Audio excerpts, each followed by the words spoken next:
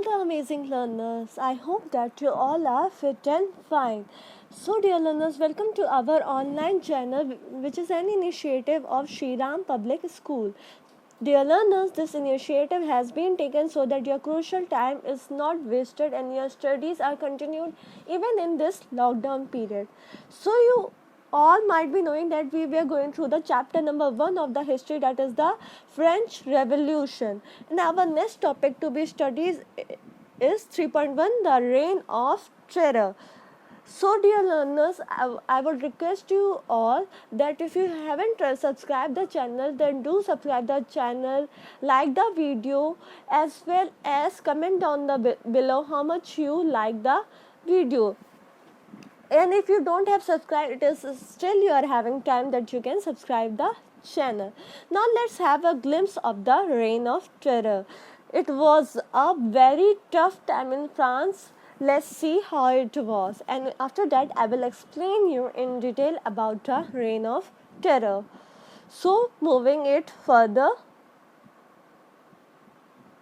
it was the time when Maximilian Robespierre, the last leader of Jacobin Club, came to the throne of France and sentenced the king and the queen to be guillotined, and all the people who stood against him were guillotined.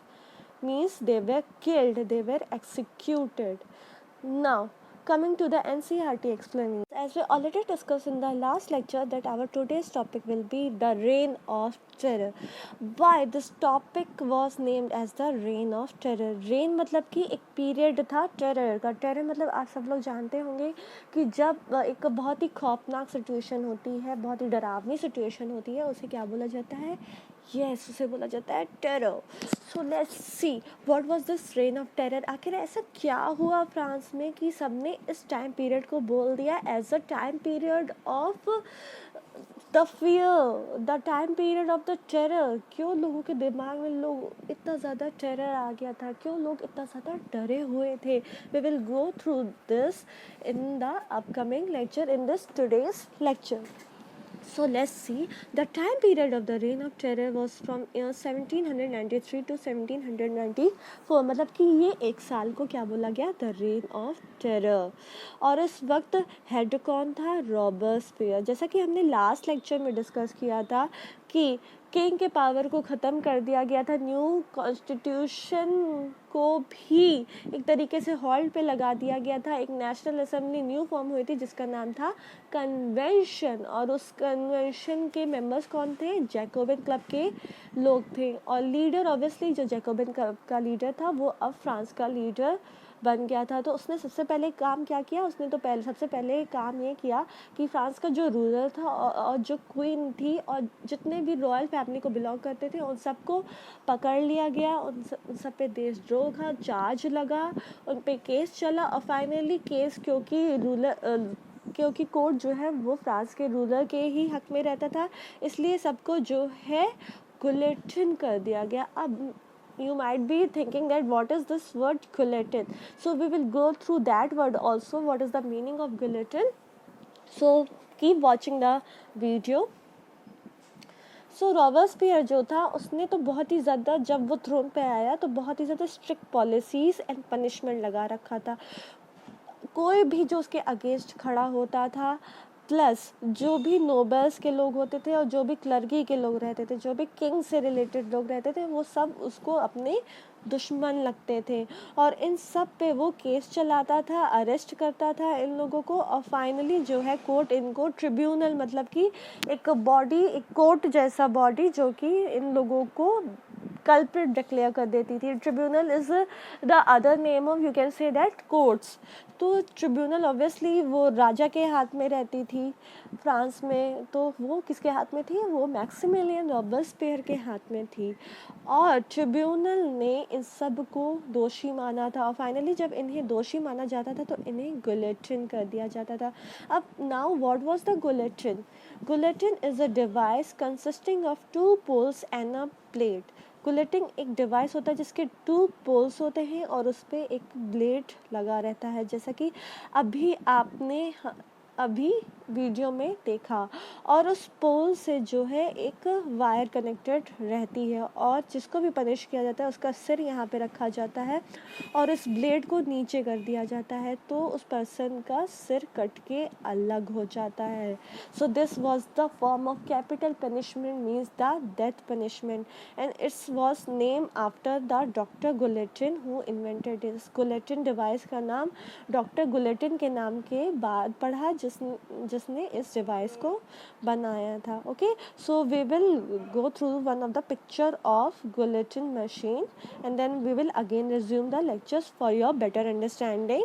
Dear learners, you can see this machine was known as guillotine machine. By seeing only you can see that how much scary it was. Further you can see through the machine that how the capital punishment was given.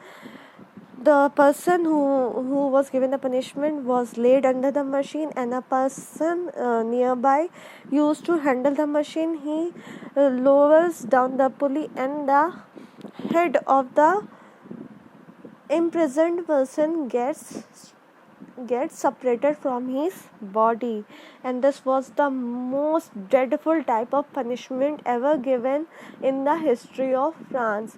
So only because of this time period was known as the reign of terror. So I hope that now you might be clear why the period of rule of Robespierre was known as the reign of terror, means the time of terror. Now coming back to our NCERT explanation. Robespierre government was very tough as the Robespierre was the leader of his government. He put up a maximum ceiling on wages and price. So what does the ceiling means he put a control on how much the wages should be given to the laborers for their works as well as what prices should be fixed of daily commodities, essential commodities means Robespierre जो था उसने एक maximum amount set कर दिया था हर चीज़ का। जैसे कि एग्जांपल उसने वेजेस का अमाउंट सेट कर दिया था कि लेबरर्स जो होते हैं, जो मजदूर होते हैं, उन्हें एक दिन में कितनी तनख्वाह देनी चाहिए, कितनी सैलरी देनी चाहिए।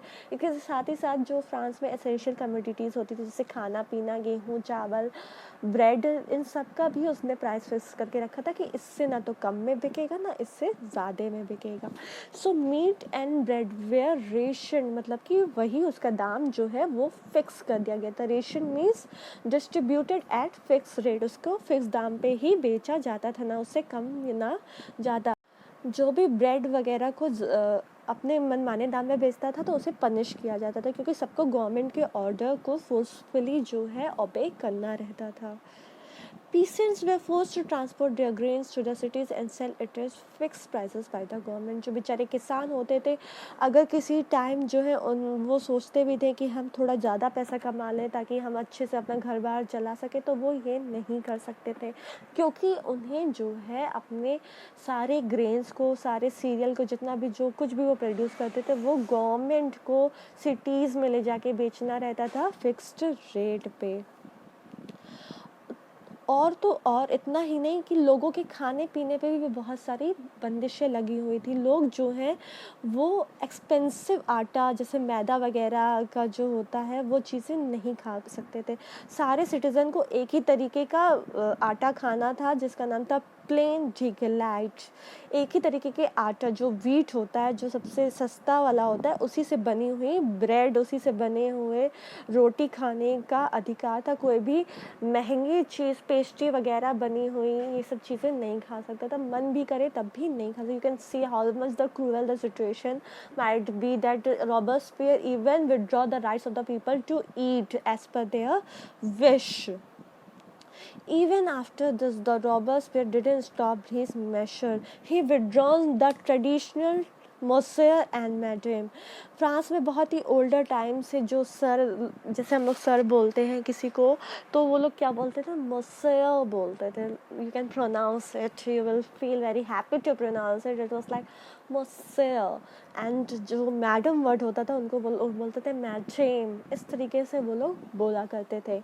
पर जो रोबेस्पियर था उसने मना कर दिया कि आप जो है कोई भी इस तरीके का मॉन्सेयर एंड मैडम टाइटल किसी के लिए यूज़ नहीं करेगा, ना कोई अपने लिए यूज़ करवाएगा, बल्कि सब लोग जो है फ्रांस के सिटीज़न हैं और वो लोग क्या कहलवाएंगे, वो लोग सिटुएन कहलवाएंगे मैन और सिटुएनी कहलवाएंगी वुमेन, और यही नाम जो है हर फ्रेंच पीपल को दिया जाएगा। चर्चेस जो थी उन्हें बंद कर दिया गया क्योंकि उससे as a symbol of clergy माना जाता था, और जितने भी जो बिल्डिंग्स थे जो चर्च और हाई क्लास नोबल के को बिलोंग करते थे उन सबको बैरक और ऑफिस में कन्वर्ट कर दिया गया। बैरक मीन्स जहाँ पे वो एक सोल्जर का पॉइंट होता है, जहाँ पे सोल्जर्स रहते हैं या फिर वेपन्स वगैरह रखे रहते हैं, उस पॉइंट में कन्वर्ट कर दिया। So Robespierre pursued his policy so relentlessly that even his supporters began to demand moderation.